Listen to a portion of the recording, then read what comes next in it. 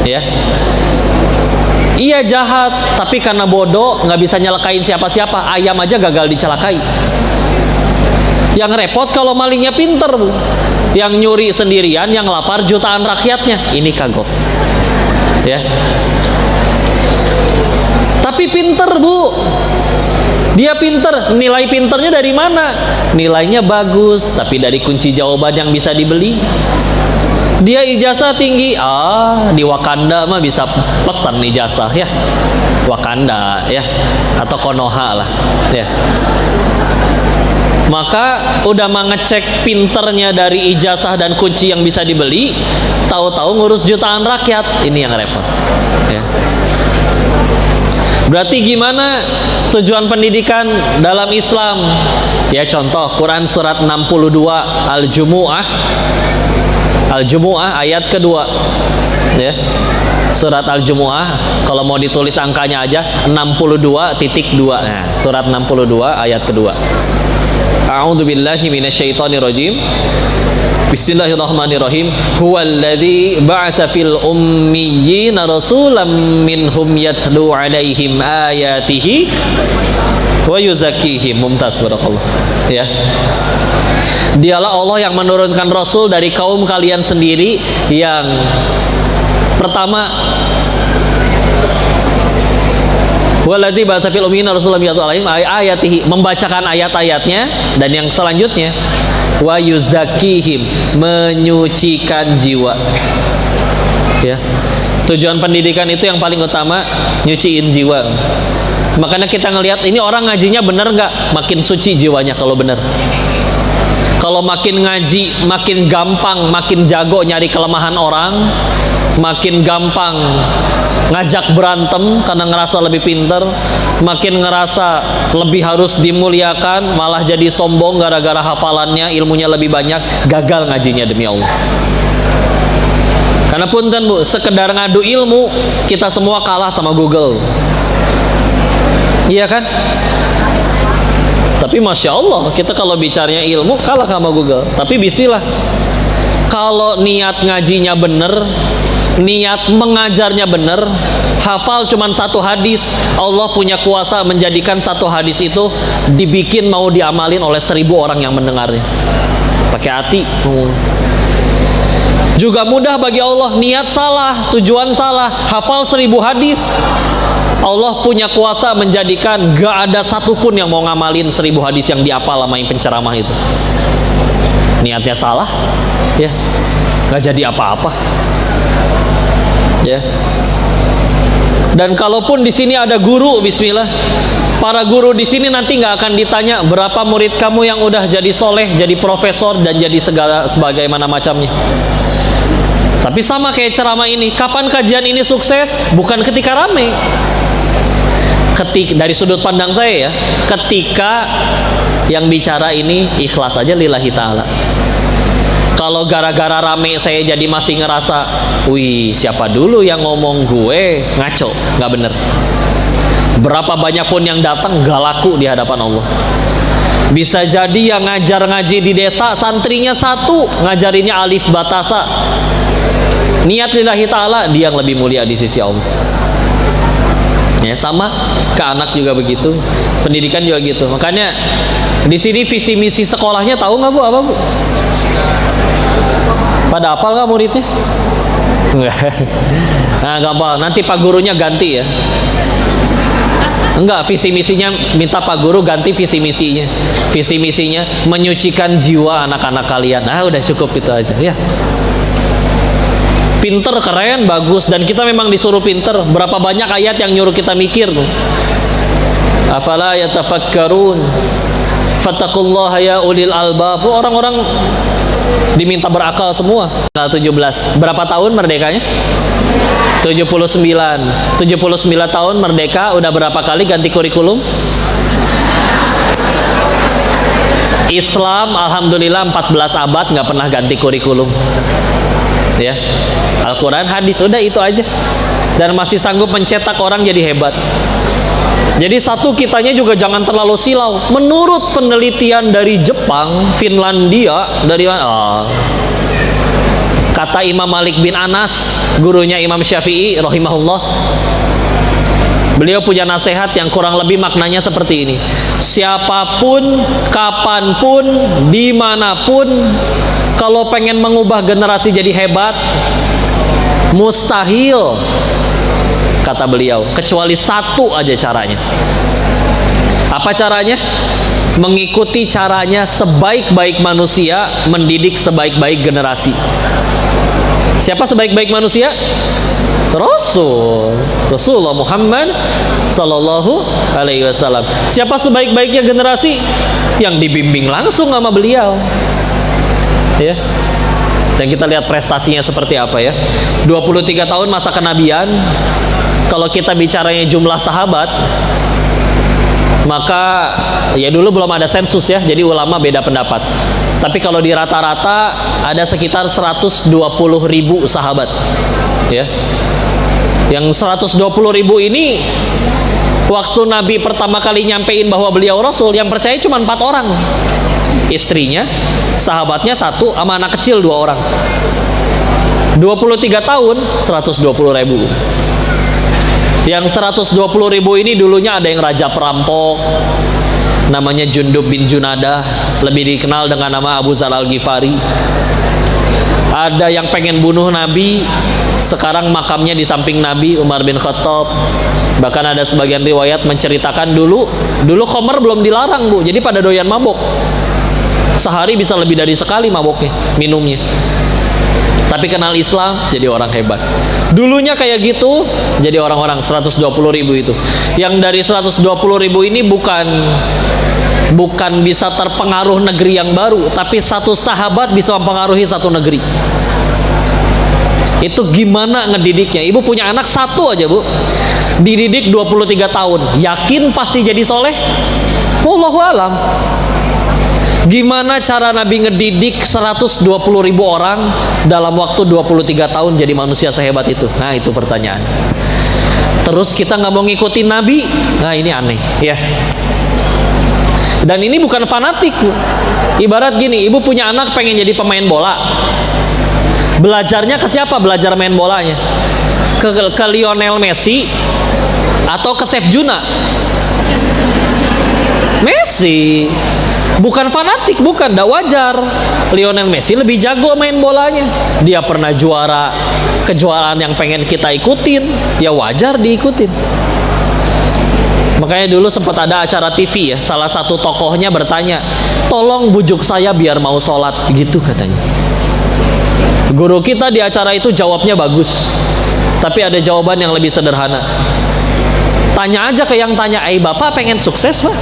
Pengen. Mulia pengen, Pak? Oh, pengen. Mulianya di dunia aja atau di akhirat juga? Oh, dunia akhirat. Bahagia pengen?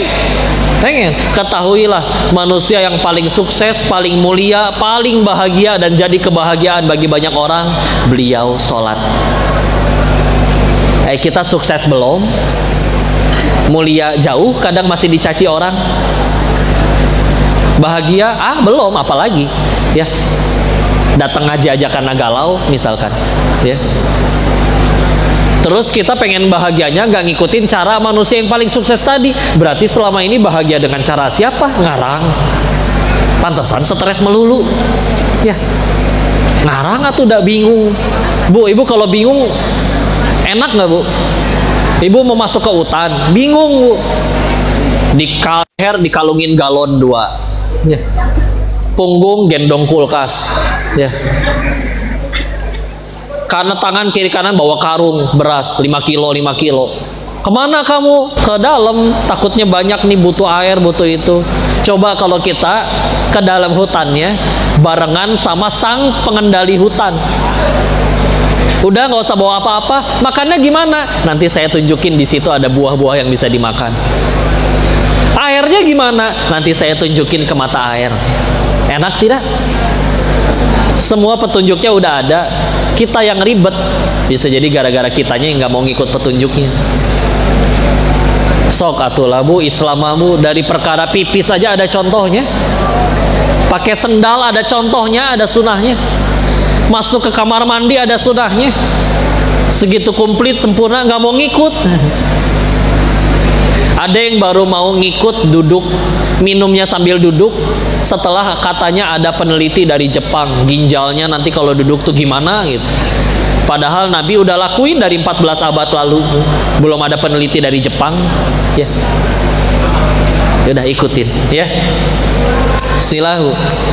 Jadi kita kudu lebih sibuknya masalah melayakan diri, ya. Kurang lebih sebetulnya pilar pendidikan di dalam Islam itu cuma 2. Berapa? Dan ini pendidikannya berlaku untuk semuanya, ya. Ayah orang tua ke anak, guru ke murid, atasan ke bawahan. Ini atasan, ini bawahan, ya. Bukan baju, ya. Maksudnya dalam struktur, ya. Pilarnya cuma 2. 1, doa. 2, keteladanan. Ulangi. 1, 2. Kalau ini dua-duanya udah dapet, sisanya tinggal bicara teknis. Tapi kalau 2 ini nggak ada, mau udah disekolahin di Finlandia kayak di mana, kayak 2 ini nggak ada, gampang untuk hancurnya. Kita bahas satu-satu, ya. Dari doa dulu.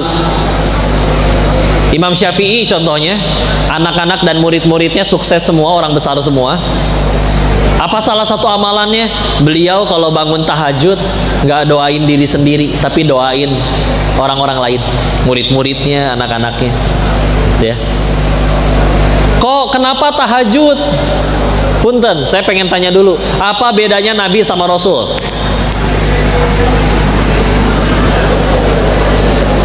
Nih, Nabi itu menerima wahyu dari Allah untuk dirinya sendiri. Rasul itu menerima wahyu untuk disampaikan. Waktu Iqra bismi rabbikal ladzi khalaq turun surat 96 Al-Alaq ayat 1 sampai 5. Waktu itu, waktu ayat itu turun, Muhammad sallallahu alaihi wasallam itu jadi nabi atau rasul? Nabi atau rasul? Siapa yang nabi? Ibu nabi. Siapa yang nabi? Siapa yang rasul? Nah, lebih tepatnya waktu ayat 5 ayat pertama itu turun, beliau diangkat jadi nabi. Kenapa? Karena di ayat 1 sampai ayat ke-5 belum ada perintah untuk menyampaikan. Ya. Kapan turun perintah menyampaikan jadi rasulnya? Nggak lama kemudian. Karena tidak lama kemudian turun surat ke-74 Al-Muddathir ayat 1 sampai 7.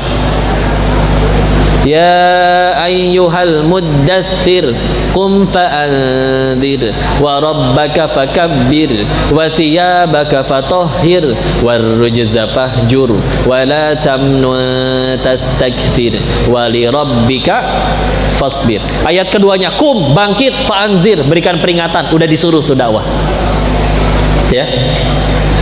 Tapi di Iqra bismi rabbikal ladzi khalaq belum ada perintah nyampein. Nah, tapi tahukah kita sebelum Al-Muddathir turun ada riwayat yang menyebutkan turun satu surat sebelumnya, yaitu surat 73-nya, surat Muzammil.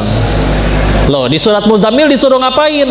Ya ayyuhal muzammil qumil laila illa qalila nisfahu aw yanqus minhu qalila aw zid alaihi wa rattilil qur'ana tartila. Kum, bangkit, min laila, dari sebagian malam, ila qalila, kecuali cuman sedikit.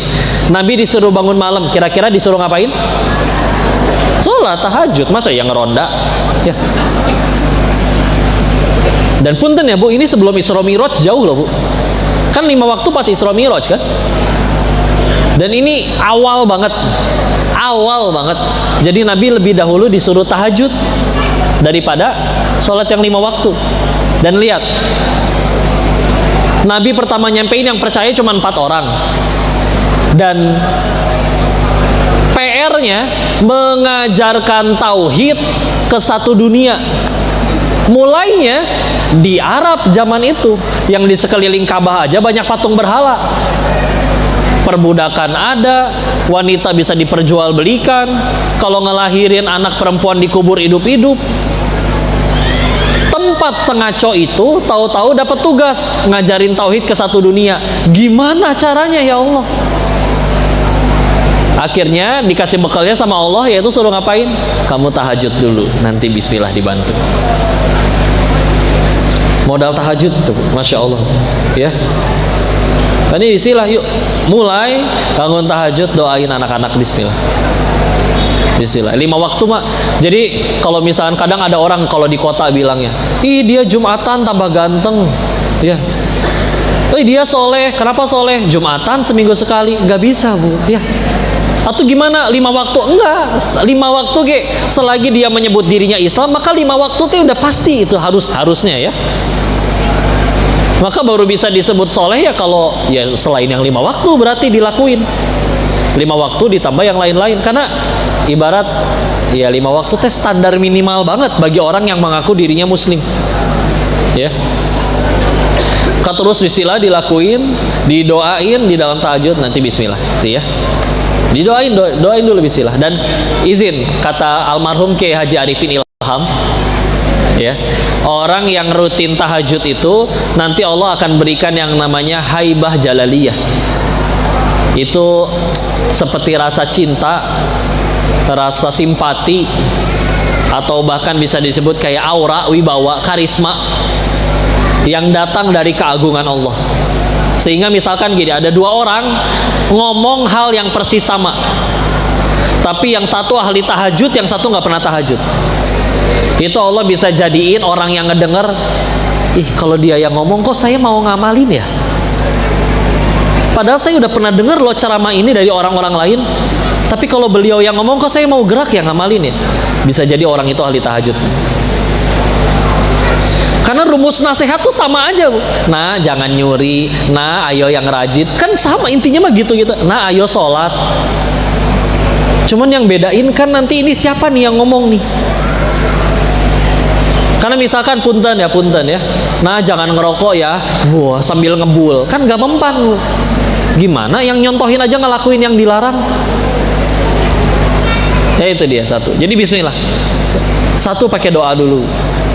Karena aslinya anak kita itu yang jaga. Kalau anak kita seolah saya menikah sama ibu ya, anak kalian gitu ya. Ya waktu itu ada ya pertanyaan, bu tanya jawab. Dia nanya, kok gimana ya kok anak kita? Nanti dulu bu, anak kita itu gimana bu? Ada Teyunda lagi masalahnya ya. Anak kami gitu ya. Kita beda, tahu kan bedanya kita sama kami? Kalau kita saya ikutan. Ya anak kita ya gimana? Pas saya baru ketemu ibu, tahu-tahu kita udah punya anak aja ya. Jadi gitu ya. Istilah anak-anak, istilah yang jaga Allah aslinya. Ya. Dan tugas kita nanti kita lanjut lebih ke melayakan diri supaya Allah ridho jagain anak kita ya. Yang kedua, satu doa, 2 apa tadi? Keteladanan. Nah, ini dia ya. Pertanyaan selanjutnya, Nabi ngedidik sahabat pernah mukul nggak bu? Pernah tidak? Tidak. Izin saya jawab ya. Kalau ke sahabat pernah ada yang kena fisik ya. Tapi nih garis bawahi dulu. Contoh ya, Ibnu Abbas sepupu Nabi pernah ikut sholat tahajud, masbuknya di belah kiri. Ada riwayat yang menyebutkan memang ditarik tangannya, tapi ada juga yang menyebut digeser, dijewer kupingnya, dipindahin ke kanan. Ya dijewer ya. Atau riwayat yang lain, menjelang Nabi wafat tuh Nabi pernah bertanya bu, siapa yang pernah aku sakiti, aku zolimi, balas aku hari ini juga. Ada yang angkat tangan kan? Perut saya pernah kena pukul oleh engkau Rasul, pakai kayu. Oh silakan balas. Waktu itu saya nggak pakai baju. Nabi buka tuh pakaian atasnya bu, sampai kelihatan perutnya lagi diganjel batu saking menahan laparnya. Pertanyaannya, orang itu akhirnya balas mukul Nabi atau meluk Nabi? Oh berarti tahu hadisnya ya. Nah intinya gitu, lihat sahabat walaupun tidak diceritakan sengaja atau tidak sengaja ya, tapi diceritakan ada yang pernah kena fisik sama Nabi, nggak ada satupun yang ngambek, dendam, dengki, benci, nggak ada. Kenapa? Kagum. Nabi itu keren, layak diteladani. Gini deh Bu, anak ibu main handphone Cocomelon. Tahu Cocomelon? Ini kan Koko Denis ya. Ada di YouTube namanya Cocomelon ya. Nah, tiba-tiba diambil handphonenya Bu sama ibu. Ngambek nggak anaknya Bu? Ngambek.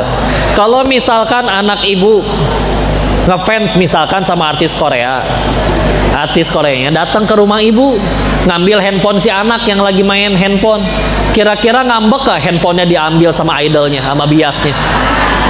Enggak, malah minta, wah rahimku anget mas, ya senggol aku, malah gitu ya, malah minta digores ya. Kayak isilah ya. Ini juga jadi pertanyaan, izin ya. Apa yang bikin kadang istri susah nurut sama suami?